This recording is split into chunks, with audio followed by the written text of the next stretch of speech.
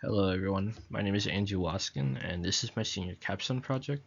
For this project I was tasked with the unique challenge of designing not only a residential property, but also creating a design that is sustainable, low budget, and environmentally conscious. So where is this project? This project is located about 15 to 20 minutes west of Purdue University, and it's about 10 minutes south of OtterbeinLakeHouse, Indiana. This site is really unique as it used to be a very different type of ecosystem, this being a bog, and this presents itself a set of unique problems for creating a home and landscape design. On top of that, my clients not only wanted to address those soil issues, but overall improve the overall ecosystem and making it as sustainable as possible.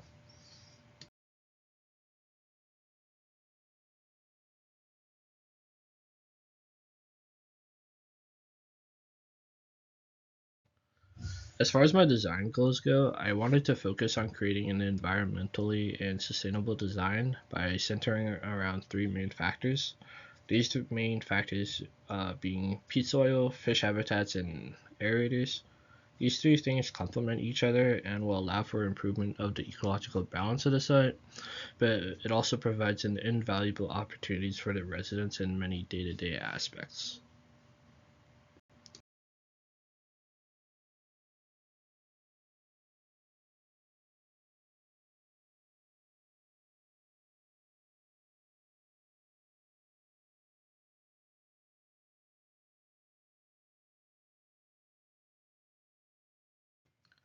The first factor that I knew I needed to deal with was peat soil, and peat soil presents a number of issues that can impact design, not only architecturally, but also for landscape architects as well. Peat soil, while it has many benefits like being nutrient rich and allowing for rapid plant growth, supporting a variety of species, and storing large amounts of carbon that further reduces the impact on climate change, it also has some negative impacts as it heavily impacts water bodies, which, as you know, this is a site located by a lake, which directly impacts half of my design goals. Peat, due to its nutrient rich nature, can effectively suffocate an entire water ecosystem, and that understanding that will help further my analysis. So, how does this relate to the site? Peat soil is involved to the whole property as the soil type encompasses 100% of the site. The existing property was dilapidated and had unsightly plants. In addition, the coast had roughed up and needed desperate help. This property presented a number of problems and concerns when creating the design. This impacting coastal design, drainage solutions, cost efficiency, water concerns, and human impact. While the existing vegetation is mostly grasses and brushes, the proposed plantings will intend to mimic that and will provide a bit more of an aesthetic value. There are a number of trees growing, but they're not particularly stable as the nature of the soil is not compact enough to hold the weight of the trees and it tips over very easily. And the overall impact is to really help to improve the soil, make it healthier, create more robust plants, and reduce as much erosion as possible. Another factor is fish habitats. Introducing fish habitats will not only improve the health of the lake, but also effectively increase the biodiversity of the site, as many species will depend on the lake, and the best way is understanding fish habitats. Fish species depend on many natural structures to develop as they go through their life cycle, and understanding that will allow for a healthy ecosystem that will eventually be sustainable. In a process called the Marine Protected Area Spillover Effect, this will hopefully spread the benefit of fish habitats around the lake, therefore increasing biodiversity. So, how does this relate to the site? This habitat proposal is important because fish habitats are crucial for maintaining the balance and health of not only aquatic ecosystems, but terrestrial ecosystems as well. They provide essential resources such as food, shelter, and breeding grounds for fish, which in turn support a diverse range of other organisms. And understanding this, we can further our understanding of coastal design, some of the water concerns, cost, and human impact.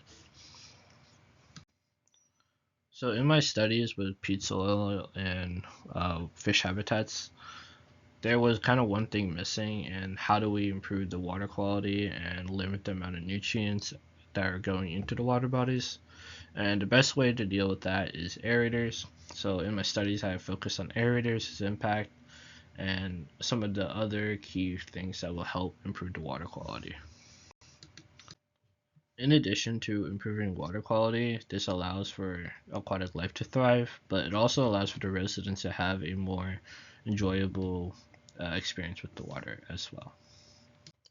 In my initial design, I started with dividing the spaces into three categories, ranging from most human impact to ecological preservation, and I also try to utilize the existing driveway as a base to which my trails and spaces would conform to. The biggest and main feature of the site is the rain garden that helps to solve the biggest issue of the site, drainage, in my mind, and later on you'll see why. In addition, I propose different water access spots to serve to connect the residents to the water, but also provide a way to engage with nature with environmental consciousness. Later on, we'll see these initial design ideas further developed. So this is my final design and master plan. As you can see, there is the proposed house, the garage, boathouse, some of the trail systems, and as you can see, it's mostly left kind of untouched, which is kind of what I had in mind as far as my design goals go. And as you can see, there are some aerators, some water access spots that I wanted, and from the right side, you'll see some of those perspectives of what that kind of experience will be like. So some of the programmatic spaces are the pergola in the rain garden front yard, the fishing pier, hiking trail. This all really together blends natural and recreational elements together to enhance the allure and functionality of the residential property.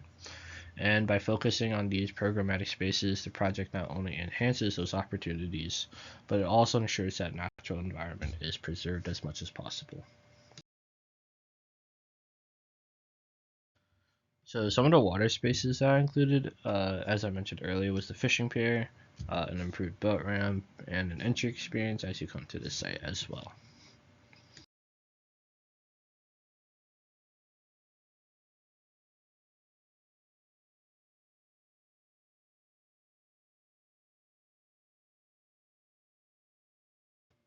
So some of the site elements that I used that improve the soil and drainage applications to further improve peat soil is to essentially focus on maintaining the natural vegetation, managing the water runoff, and enhancing the water quality, using practices like rain gardens and permeable paving to slow runoff and promote infiltration.